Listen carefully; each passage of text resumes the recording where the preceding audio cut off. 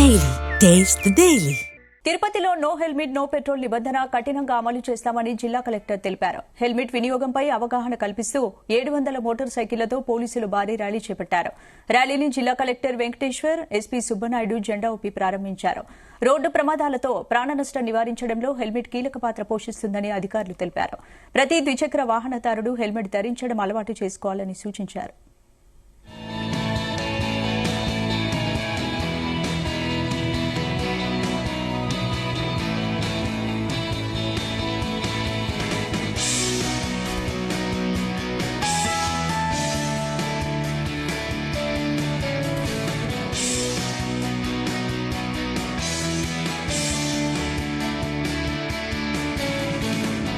సుమారుగా 500 పైచిలకు సంవత్సరానికి మరణాలు బైకుల వల్ల బైక్ యాక్సిడెంట్స్తో చనిపోతున్నారు. అందులో సుమారుగా 70 నుంచి 80% వరకు అవాయిడబుల్ డెత్స్, అంటే హెల్మెట్ కనుక ధరించుంటే ఖచ్చితంగా వాళ్ళు ప్రాణాలు కాపాడుకోగలం. అదేవిధంగా మేజర్ ఇంజురీస్ నుంచి వాళ్ళు కూడా మనం రక్షించుకోగలం. అందుకని తిరుపతి జిల్లా పోలీస్ శాఖ వాళ్ళ ఆధ్వర్యంలో ఈరోజు తిరుపతి సిటీ అంతా కూడా ఈ రోజు నుంచి మనము ఈ హెల్మెట్ ధరించడం తప్పనిసరి అనే నినాదంతో ముందుకెళ్తున్నాం.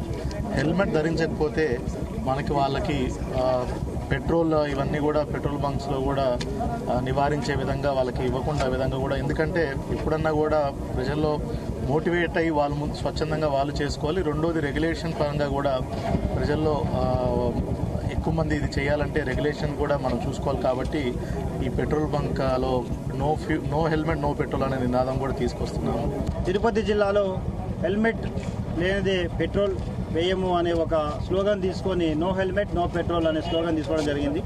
దీనికి ముఖ్య ధ్యేయం ఆల్రెడీ కూడా చెప్పడం జరిగింది. ఎక్కువగా రోడ్ యాక్సిడెంట్స్ 2 వీలర్లో జరుగుతున్నాయి. అందులో హెల్మెట్ లేకపోవడం వల్ల అకారణంగా చాలామంది ప్రాణాలు కోల్పోతున్నారు. కాబట్టి హెల్మెట్ ధరించండి, మీరు భద్రంగా ఉండండి, మీ కుటుంబాలతో సురక్షితంగా ఉండండి అనే ఒక స్లోగన్ తీసుకున్నాం.